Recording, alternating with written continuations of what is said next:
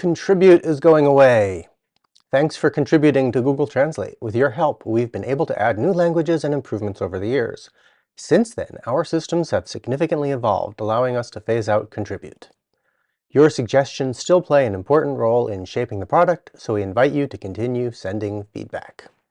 Interesting. Here, Google Translate is telling you that they are discontinuing their user contribution systems because they've now figured out how to move on. But thank you very much. We've gained a lot over the past 10 years for using this. Are they being honest with you?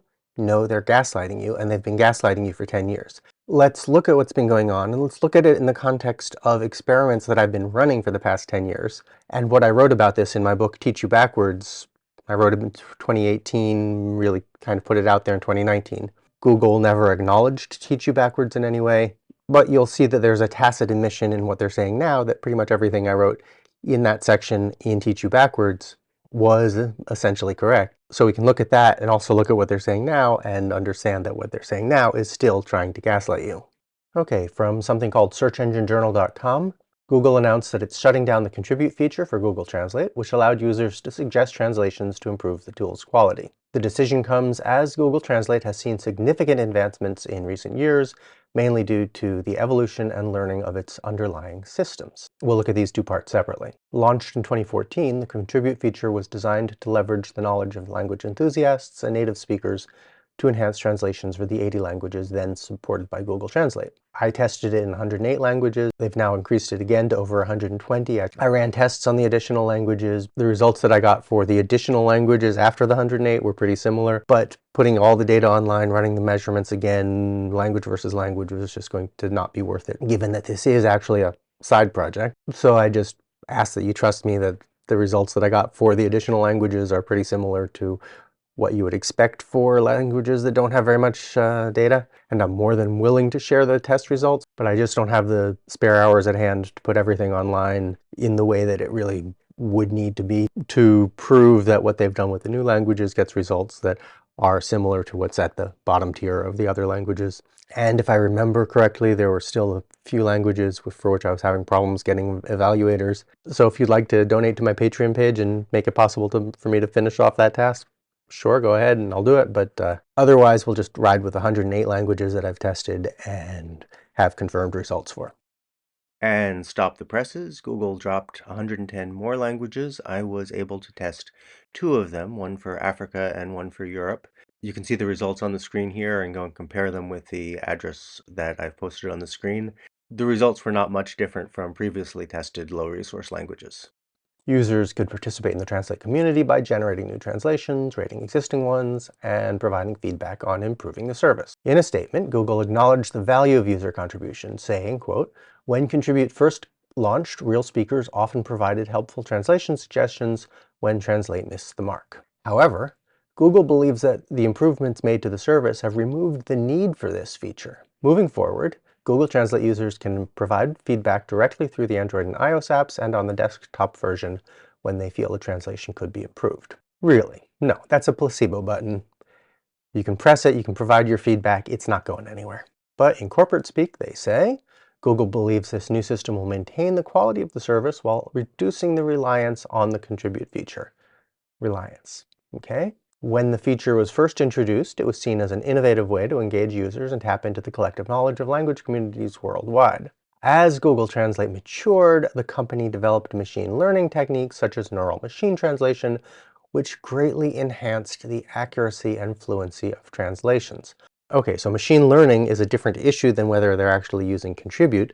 We'll discuss that a little bit here more in other videos. These technological advancements allow Google to provide higher quality translations without relying as much on user contributions. So now they're saying, we were telling you that we were doing a great thing with Contribute before, now we're telling you that we're doing that same great thing with machine learning, just trust us.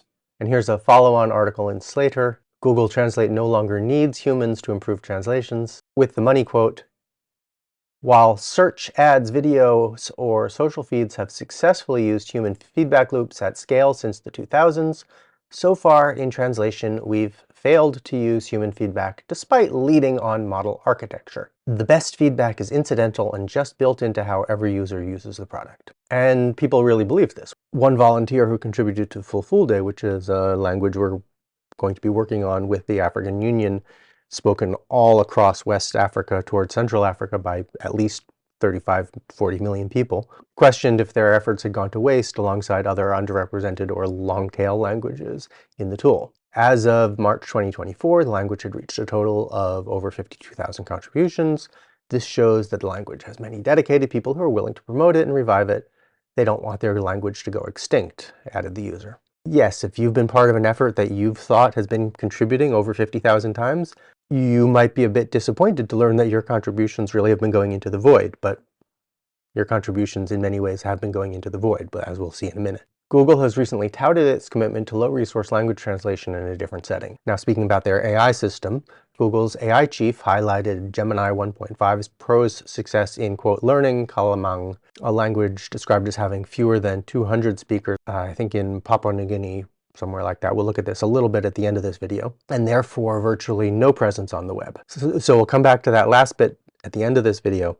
But for now, let's spin through what I wrote in Teach You Backwards in 2019, so you can see how they've been gaslighting you for the past decade.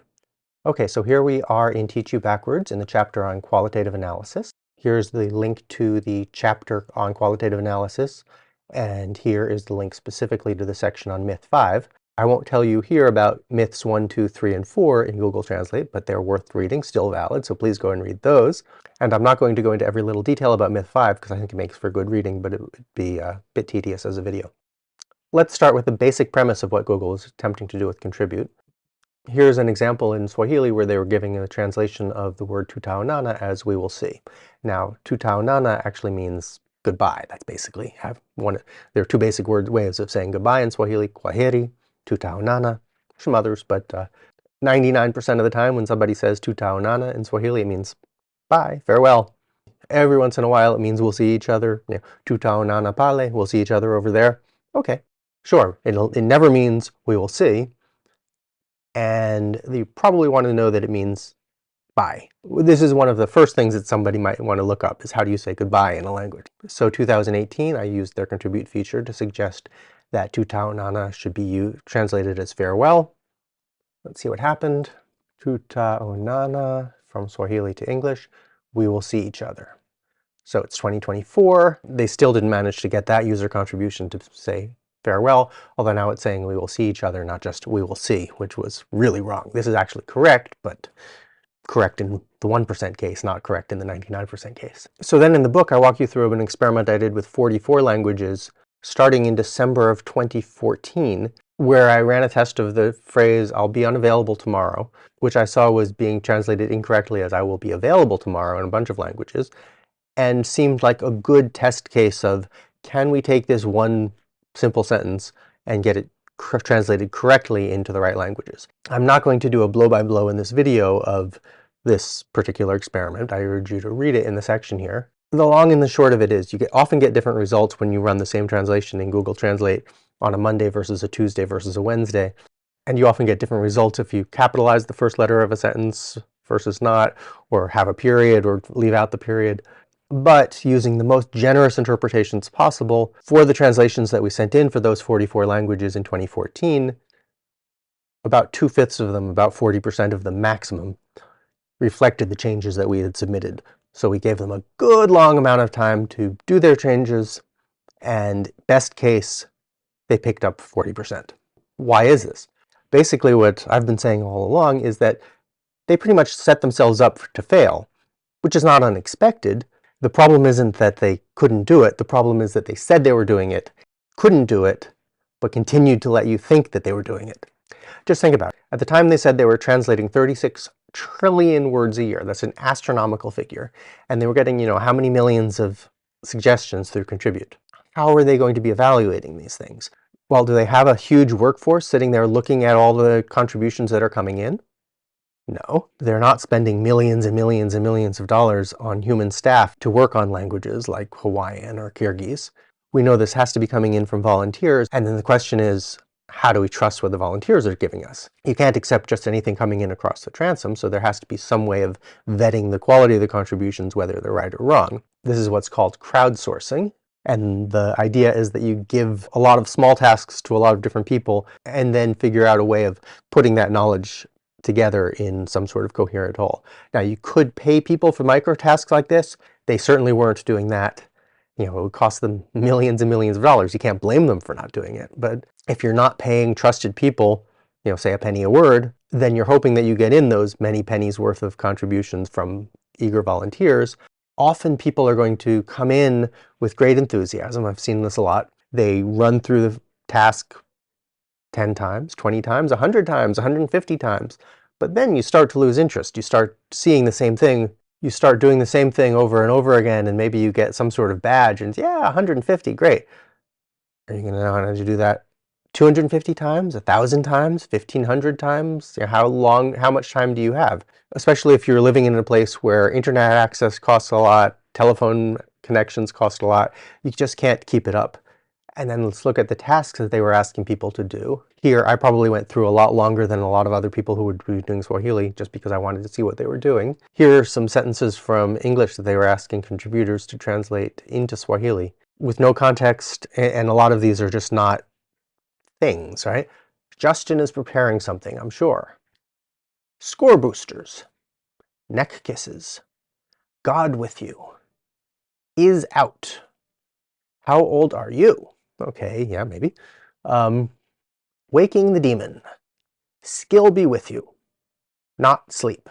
If you're being asked to continually translate nonsense, at some point you're going to feel that the task itself is nonsense. Moja ya vyumba vya kulala wageni. The only way you can really translate this is one of rooms of guests to sleep. That's kind of the word-for-word translation. It makes no sense. Hakuna dada zaidi roaming garama. Okay, that just is sort of a bunch of words that has the word data roaming in there. Data, I could conceivably get that data roaming has no charges, but that's because I know English. Data roaming wasn't a thing in Swahili. Maybe it had something to do with no more data roaming credits. Really can't say. Here's a case of Lina Laundwa, which they're asking you to validate the translation made up of. And yes, actually, Lina Laundwa means made up of in certain contexts, but there are many other ways of saying made up of. Lina Laundwa is one, say maybe a 5% case. So you certainly don't want to lock in that the way to say made up of is Lina Laundwa, because then you're cementing in something that's going to be wrong most of the time. Or something like drift apart. Are you talking about two rafts on the river drifted apart? Or are you talking about two people drifted apart? Those are very different things, right? For a translation engine, to conflate those two things is going to give you wrong results half the time. You can see this with something like out of order, which they're translating into French as hors service, which is fine if you mean something is not working. But if a parliamentarian, somebody in parliament, is out of order, saying something wrong, that's the wrong translation. Now, interestingly, you see that there used to be a certified translation badge. That's not there anymore. Let's see what they're doing in Swahili. Nje ya utaratibu. That's another sense of out of order, meaning something is misarranged, except they are using this outside of, which is, this is not Swahili, although you can tell that they're talking about arrangements, not something that's not in service anymore. Nevertheless, if they were getting the same result 5 times, they were taking that result and cementing that in as the meaning. So here they had delivery room, which is the place in a hospital where mothers give birth. They were giving the German as verified mailroom. And here's a GIF that I found that illustrated that. And actually now in 2024, they are giving the correct German for delivery room as the room in the hospital. But over here, chicken tenders, which of course there is a meal that you get at McDonald's of fried processed chicken meat, they were giving in German as Rippenpfleger, sorry, I don't know how to pronounce German, which means people who take care of chickens, like shepherds, but for chickens. Let's see what they're doing with that in 2024, 6 years after I grabbed that particular image. It's still Rippenpfleger. It's still the same thing. For Swahili, we don't even want to go there. For French, offre de poulet. Tenders as in bids.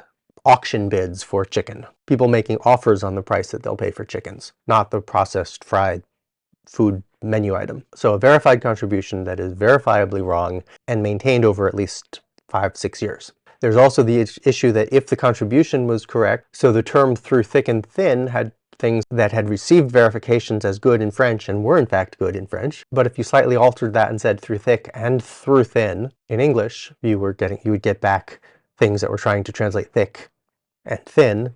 And also if you put that in the context of a whole sentence, she stuck by me through thick and thin, again it came out you're just translating thick and thin, which is wrong when you're translating the idiomatic English. So even in cases where contribute seemed to be giving them good information that they were able to harvest if you just saw the individual multi-word expression, thick and thin, they weren't able to extrapolate that for use when it wasn't just that unit. So my takeaway for the myth that Google has been propagating for a decade, that user contributions have been improving what you've been getting out of Google Translate, was that crowd contributions led to definite improvements in a small percentage of cases, cemented bad translations in another percentage of cases, and that most of the time user submissions were being ignored. Google went along for 10 years letting people think that their contributions were helping to improve their system, when in fact, at best, they were making a marginal contribution to what they were doing, and at worst, they were making things demonstrably worse. They never really invested in it. They sort of did it at the beginning, found out that it couldn't work, let it keep on pretending to work, continued to ignore it, until finally now, quietly, they're letting it flit away. Now, what about what they're saying that they've replaced contribute with machine learning? I'm not really going to talk about this now. We'll certainly talk about this in other videos, but let's take a very brief look at the paper that they've published. So they're talking about Kalamang, which is a language spoken in New Guinea on the Indonesian side of the island of Papua by fewer than 200 people, and they say that with only instructional materials, 500 pages of linguistic documentation, a dictionary, and 400 parallel sentences, all provided in context, Gemini 1.5 Pro is capable of learning to translate from English to Kalamang. Moreover, we find that the quality of its translation is comparable to that of a person who has learned from the same materials. Okay, let's just say they're not being straightforward with you here. What's happening here, and you can scroll through, I'll put a short link to the article here, generated with Kamfupi.link. You can read through all this stuff. Basically what they're saying is they've gotten some results that are able to do some conversions between English and Kalamang. Words from this side that can be converted to words on that side, and there's some grammaticality. There's definitely some sort of conversion going on. But is this translation? No, it's not translation. It's what many computer scientists will call translation, but where you're getting is, maybe to use a sports metaphor, what's a basketball player's free throw percentage? Well, if this person's ball goes into the basket X% of the time, and this person's shots go into the basket a better percentage of the time, this person is a great free throw shooter. That doesn't mean that their shots are always making it into the basket, right? Well, in basketball, that's great. In translation, if you make it into the basket 30% of the time versus 35% of the time, you're still missing 65 or 70% of the time. And that's a good exercise in learning for the future, but you're not sinking your shots. And when you talk about machine learning, how does the machine learn? Well, the machine can only learn if actual real humans can verify that what's being said is actual real Kalamang or whatever language. And that is certainly not happening in this case. So you're saying that the machine has learned, but you're not showing that the machine has learned. What you're showing is that you've gotten some conversions. So what Google has done is they've replaced not learning from user contributions to not learning from machine contributions. It's great that they're learning things. This does push forward what can be done for translation for Kalamang or other languages, but it's not what they're leading you to think that it is. And that's really the point, that they're trying to lead you to believe that they have solved translation, and they'll come back in 5 years and tell you that, oh, well, actually what we were doing then was primitive, but now we've got it. And then they'll come back in another 5 years and say, oh, what we were doing in 2029 was primitive, but now in 2034 we've got it. Each time so far they've been selling you a bill of goods, and they've been very good at selling you on the notion that what they're doing is based on a lot of solid science, and therefore you should be trusting them now. Now. So bye-bye to Google Translate contributions. Tutaonana, as we say in Swahili, even though we won't actually be seeing each other again. If you'd like to contribute to Kamusi, which is working on other systems that I'll talk about at other times that might actually be able to use user contributions to fine-tune certain aspects of translation, please follow the link up there, kamu.si/donate.